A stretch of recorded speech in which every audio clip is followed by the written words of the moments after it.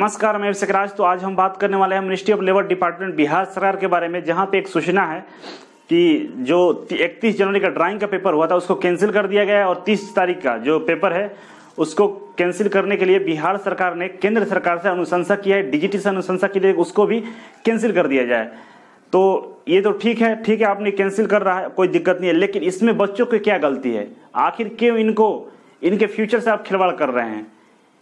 जब 2016-18 वाले बच्चे हैं जिनको ये 3 साल होने वाला है, आईटीआई करते हुए 3 साल होने वाला है और 4 सेमेस्टर की जगह 6 सेमेस्टर एग्जाम दे चुके हैं, फिर भी इनका एग्जाम बार बार कैंसिल हो रहा है और इसका नुकसान उनके उनके भविष्य पे हो रहा है। भविष्य पे इसलिए हो रहा है कि 2018 में रेलवे का वैकेंसी छूट गया और 2018 में ही बिहार इलेक्ट्रिसिटी बोर्ड का वैकेंसी छूट गया और 2019 में ये जो वैकेंसी आ रही है लेवल 1 का 1 लाख पोस्ट है, ये भी छूटेगा। तो आखिर कब तक इनके जीवन से खिलवाड़ किया जाएगा? क्योंकि इसमें ना तो बच्चों की गलती है और ना ही इनके फ्यूचर का कोई गलती है। जैसे कि श्रम संसाधन विभाग इस पर बहुत कड़ा कदम उठा रहा है, तो आप कार्रवाई कीजिए उन पे जो इस पेपर को लीक करते हैं या इससे धांधली करते हैं। आप ही के डिपार्टमेंट के जो जितने भी अफसर हैं वो मिले हुए हैं, कह सकते हैं, क्योंकि आखिर ये चीज कैसे हो रहा है? इस पे सोचने वाला बात है कि क्या बच्चे कर रहे हैं या प्राइवेट इंस्टीट्यूट वाले कर रहे हैं। तो प्राइवेट इंस्टीट्यूट वाले कैसे कर रहे हैं? जब तक कोई सरकारी अधिकारी इसमें मिलेगा नहीं तो प्राइवेट इंस्टीट्यूट वालों को ये चीजें कैसे पता चलती है? तो कहीं ना कहीं सरकार के यहाँ पे फॉल्ट है। तो इस फॉल्ट को ठीक कराना कि बच्चे के फ्यूचर को खराब करना है। तो बच्चे का फ्यूचर ठीक है, 1-2 वैकेंसी छूटी है, लेकिन लगातार ये वैकेंसी छूटती जा रही है। आगे आने वाले दिनों में जुलाई आ रहा है, जुलाई के बाद हो सकता है वो एग्जाम क्लियर ना कर पाए, तो फिर उसको 2020 का इंतजार करना पड़ेगा। इस तरह से उनका ड्यूरेशन बढ़ता जा रहा है और मैं उम्मीद करता हूं कि जो 2016-18 के बच्चे थे, कहीं ना कहीं उसमें से 10% भी अगर रेलवे में इलेक्ट्रिसिटी बोर्ड में अगर उनका सिलेक्शन हो जाता तो सोचिए कितनी खुशी की बात होती। और वो 10% आज बेरोजगार घूम रहे हैं रोडों पे, तो इसका भुगतान कौन करेगा? इसका जिम्मेवार कौन है? सोचना चाहिए।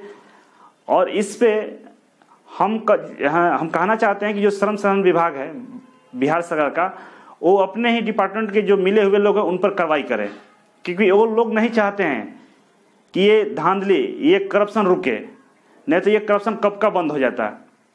दूसरा चीज है कि जो डीजीटी नियम को फॉलो कर रही है कि सीआईटीएस इंस्ट्रक्टर रखा जाए, सीआईटीएस ट्रेनिंग करने वालों को रखा जाए, लेकिन बिहार सरकार क्यों नहीं रख रही है? क्यों नहीं अपने ट्रेनिंग प्रोग्राम को डेवलप कर रही है, अपग्रेड कर रही है?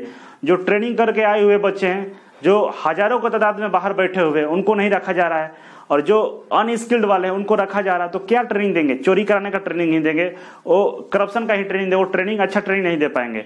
इसलिए जो सीआईटीएस कर रहा है उसको तवज्जो देना चाहिए, क्योंकि डीजीटी भी ये समझ रहा है, बार बार लेटर जारी कर रहा है कि सीआईटीएस करने वालों को ही रखा जाए। फिर क्यों गवर्नमेंट इसको इग्नोर करती है? क्यों बार बार ये जो करप्शन फैल रहा है हमारे आईटीआई में कि पेपर लीक हो जा रहे हैं, प्रैक्टिकल अच्छे से बच्चे नहीं कर रहे हैं। आखिर प्रैक्टिकल अच्छे से बच्चे क्यों नहीं करते हैं? क्यों जाकर वेल्डिंग शॉप वाले से, दुकान वाले से खरीद कर लाकर जमा करते हैं? इसके पीछे क्या वजह है? इस पे लेबर डिपार्टमेंट को सोचना चाहिए, जबकि डिपार्टमेंट इस पर नहीं सोचने के बजाय सीधे कंप्लेंट भारत सरकार को करता है कि इस एग्जाम को कैंसिल कर दीजिए। तो इसका परमानेंट सोल्यूशन होना चाहिए, ना कि आप बार बार एग्जाम कैंसिल करा रहे हैं। इससे इसका सोल्यूशन नहीं है, ये बेवजह लिया गया निर्णय है। इसका सोल्यूशन ढूंढिए कि आखिर वो कौन से अफसर हैं, कौन है जो नहीं पढ़ाना चाहता है, कौन है वो नहीं करना चाहता है, उसको करवाइए। और जितने भी सीआईटीएस इंस्ट्रक्टर हैं उनको वैकेंसी लीजिए। पूरा डिपार्टमेंट खाली है, 420 ही लोग हैं, जहां पे 24 होना चाहिए वहां पे 400 हैं। तो इतने तादाद में लोग नहीं है तो कैसे स्किल डेवलप होगा? कैसे ट्रेनिंग दी जाएगी? तो चोरी वहां होगा ही, कैसे भी आप नहीं रोक पाएंगे।